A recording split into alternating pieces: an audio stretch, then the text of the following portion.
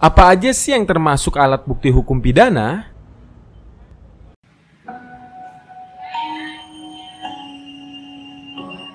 Mohon perhatian bagi Sohib Justice yang belum subscribe, harap subscribe sekarang juga, karena penjelasan akan segera dimulai.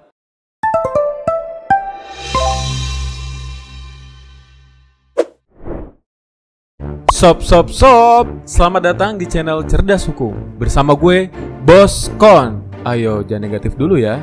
Kon di sini artinya konsultasi, bukan ilustrasi jorok lo. Dengerin nih, gue mau ngejelasin permasalahan hukum dari Sohib Justice, biar lo pada paham. Pembahasan ini penting sekali untuk dibahas, wahai Sohib Justice dimanapun kalian berada.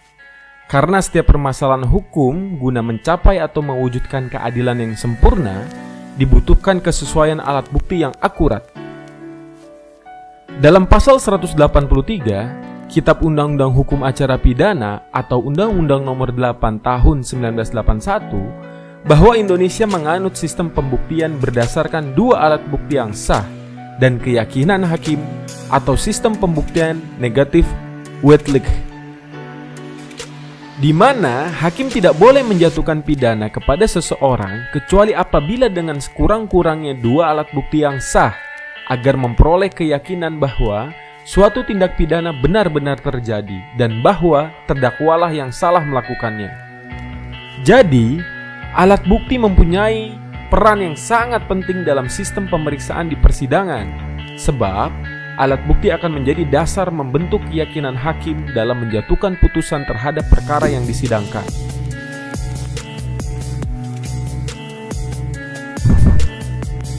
Lalu apa saja yang termasuk alat bukti dalam hukum pidana? Hal ini sudah diatur dalam pasal 184 ayat 1 Kitab Undang-Undang Hukum Acara Pidana, yaitu: pertama, keterangan saksi; kedua, keterangan ahli; ketiga, surat; keempat, petunjuk; dan kelima, keterangan terdakwa. Yuk kita bahas satu-satu, Sohib Justice dimanapun kalian berada. Yang pertama, mengenai keterangan saksi. Keterangan saksi merupakan alat bukti yang paling kuat, sehingga keterangan saksi ditaruh di nomor pertama.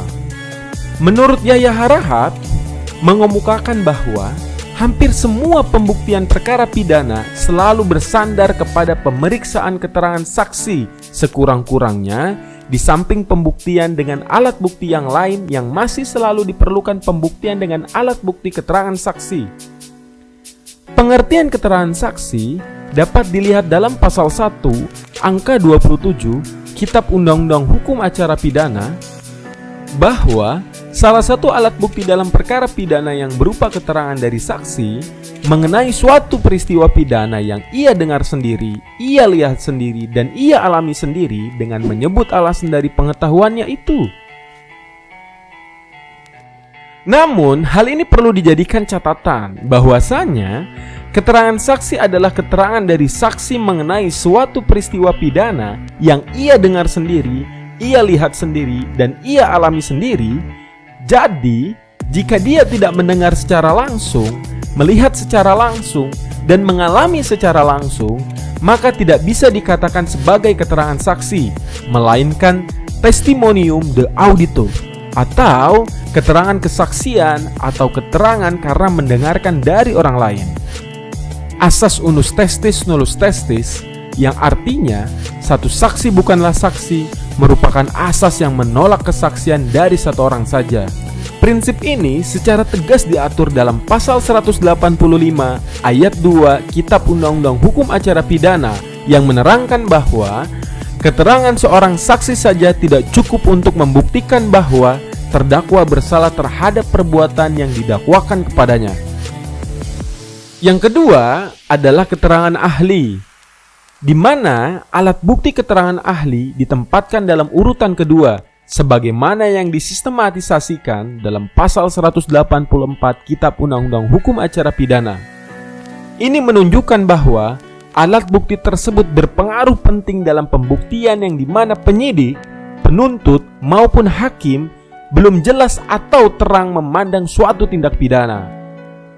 Adapun pengertian keterangan ahli dapat dilihat dalam pasal 1 angka 28 Kitab Undang-Undang Hukum Acara Pidana yang menjelaskan keterangan ahli adalah keterangan yang diberikan oleh seseorang yang memiliki keahlian khusus tentang hal yang diperlukan untuk membuat terang suatu perkara pidana guna kepentingan pemeriksaan.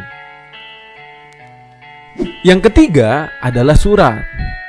Pengertian dari surat menurut hukum acara pidana tidak secara definitif diatur dalam suatu pasal khusus. Namun, dari beberapa pasal dalam Kitab Undang-Undang Hukum Acara Pidana tentang alat bukti surat dapat disimpulkan bahwa yang dimaksud dengan surat adalah alat bukti tertulis yang harus dibuat atas sumpah jabatan atau dikuatkan dengan sumpah. Hal ini berarti yang dapat dikategorikan sebagai alat bukti surat hanyalah surat yang dibuat atas sumpah jabatan atau yang dikuatkan dengan sumpah. Di luar dari kedua syarat ini, tidak bisa dikategorikan sebagai alat bukti surat. Alat bukti surat hanya diatur dalam satu pasal, yaitu pasal 187 Kitab Undang-Undang Hukum Acara Pidana.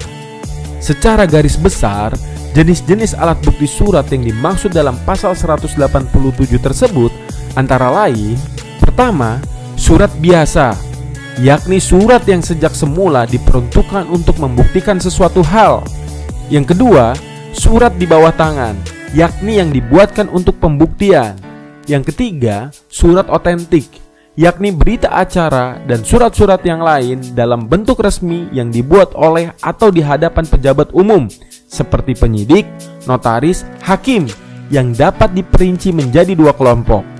Yang keempat, akta ambelik, yaitu akta otentik yang dibuat sesuai kehendak pejabat umum tersebut. Yang kelima, akte partage, yakni akte otentik yang dibuat oleh para pihak di hadapan pejabat umum. Berikutnya yang keempat adalah petunjuk. Dalam Kitab Undang-Undang Hukum Acara Pidana, alat bukti petunjuk telah dijelaskan dalam pasal 188 Kitab Undang-Undang Hukum Acara Pidana yang berbunyi, ini ayat satunya nih: petunjuk adalah perbuatan, kejadian atau keadaan yang karena persesuaian baik antara satu dengan yang lain maupun dengan tindak pidana itu sendiri menandakan bahwa telah terjadi suatu tindak pidana dan siapa pelakunya.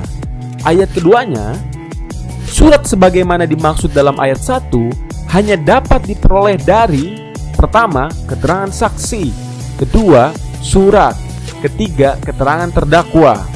Ayat 3-nya, penilaian atas kekuatan pembuktian dari suatu petunjuk dalam setiap keadaan tertentu dilakukan oleh hakim dengan arif lagi bijaksana setelah ia mengadakan pemeriksaan dengan penuh kecermatan dan kesaksian berdasarkan hati nuraninya.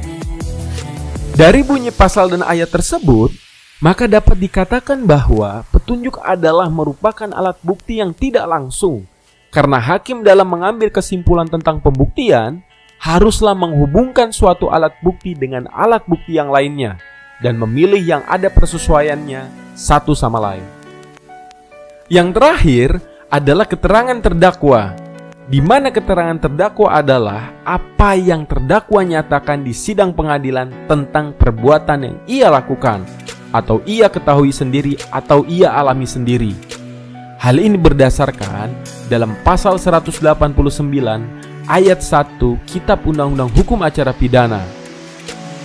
Selanjutnya, terdakwa diberikan hak untuk memberikan keterangan secara bebas, yang artinya ketika memberikan keterangannya, terdakwa tidak boleh dipaksa atau ditekan oleh siapapun, melainkan terdakwa bebas memberikan keterangan sesuai dengan keinginannya.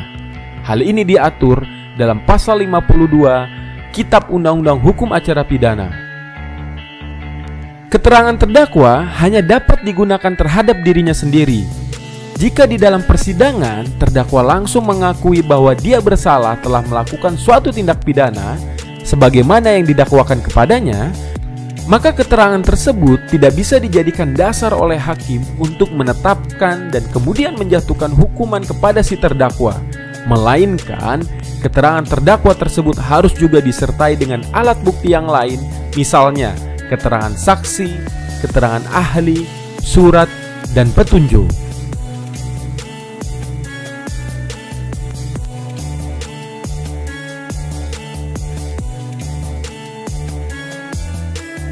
Nah, sampai sini jadi jelas kan Sohib Justice mengenai apa saja alat bukti dalam hukum pidana dan apa pengertiannya. Simak video kita selanjutnya ya, biar kalian nambah terus wawasannya sob. Ingat sob, mendiamkan kejahatan adalah kejahatan. Jadi jangan diem-diem aja lo ngeliat kejahatan. Nanti gue lagi nih yang repot. Yuk share video ini, subscribe and like ya, supaya jangan lo doang nih yang pinter. Jangan lupa juga ya di follow media sosialnya. Gratis sob. Cerdas hukum, semakin cerdas mengerti hukum.